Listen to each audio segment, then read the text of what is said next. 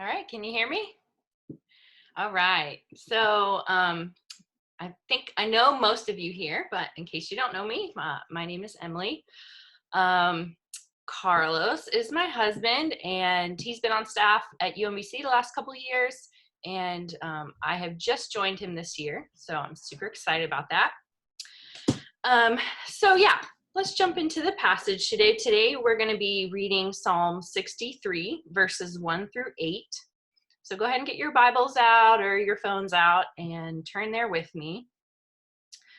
And the big idea today is that the passage is that no matter where we are or what difficulties we may be facing, we should seek God because He is the only one who can fully satisfy us.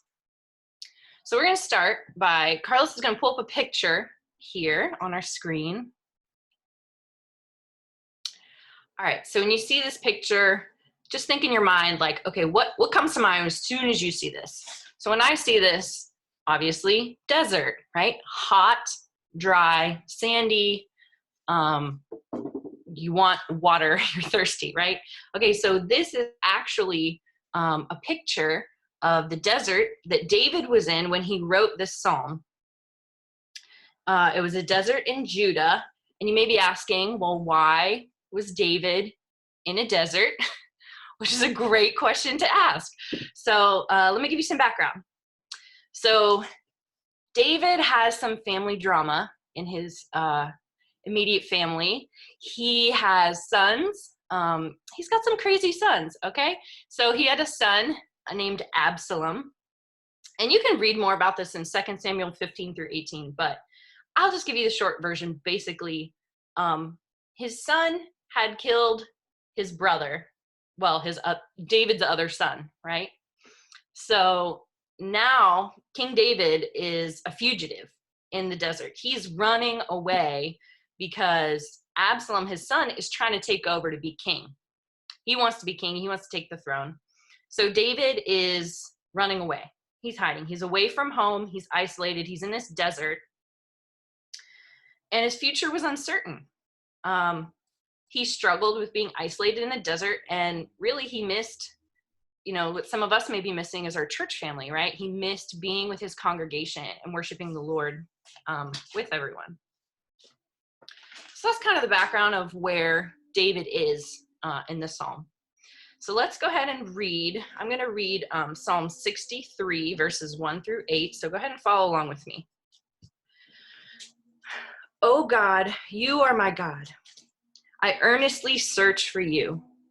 My soul thirsts for you. My whole body longs for you in this parched and weary land where there's no water. I have seen you in your sanctuary and gazed upon your power and glory. Your unfailing love is better than life itself. How I praise you.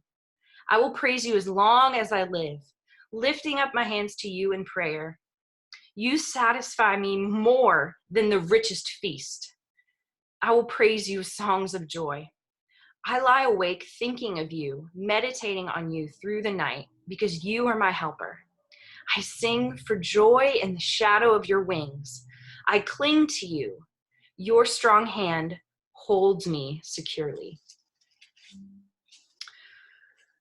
So yeah, let's start in verse 1. Let's break this apart a little bit. So in verse 1, David, I love this. David is recognizing and emphasizing just the closeness and the personal relationship he has with God, right?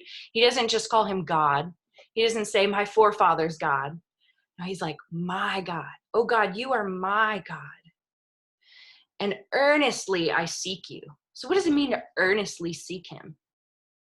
Earnestly, it means to seek with sincerity and intensity, right? How often do we do that? Where we seek God with all sincerity and all intensity. And there's kind of a sense of desperation and longing as he desires to experience the presence of God. David likens his thirst for God to the thirst one has when he's in a desert without water. It's this instinctive need to be satisfied. And looking at verse 2, David's remembering when he used to go to church. his sanctuary where he experienced the power and glory of God as he worshiped God alongside of his congregation. But he's now isolated, he's lonely, and he's missing that experience. Maybe some of you are experiencing that as being quarantined because of COVID-19. You miss being able to experience the power and glory of God as you worship him with your church family or with your Cru family. I know I miss it, and I miss you guys, and it's good to see your faces on here at least, even if we can't be in person. And not only that, but David, in verses 3 and 4, David's worried about the possibility of being killed by his son, right? But what does he do? Look at what he does in verse 3 and 4. He proclaims truth, and he continues to sing and glorify God because he knows that God's love is better than life itself. David was still praising God despite this lonely, isolated, and fearful circumstance he was in. That's pretty cool. Go ahead and look down at verse 5. David compares the satisfaction of the richest of foods to the satisfaction he has in God. So I'm going to go ahead and put a picture up on the screen. So Carlos, can you share that picture with us? Yum. So this makes my mouth water. For those of you who don't know what this is my favorite place to go. We go only on very special occasions, but it's fogo de chao. It's Brazilian steak, and it's so good. It just melts in your mouth, and I totally recommend it if you want to go out to eat. But just when I eat there, like throughout the meal and after the meal, I feel just so satisfied. It's so satisfying. And it's kind of that same feeling you get after eating a really good Thanksgiving meal. Like you eat the turkey, the mashed potatoes. It's like just super satisfying. You're like, oh, so good. And that's what David feels. He feels the same satisfaction when he is praising God. So I just love that. And then verse 6. So what is David doing on his bed at night? Is he playing out all the scenarios of how his son might kill him or his family drama? Like what's going to happen? No, like he's thinking of God, and he starts singing to God, and he clings to God.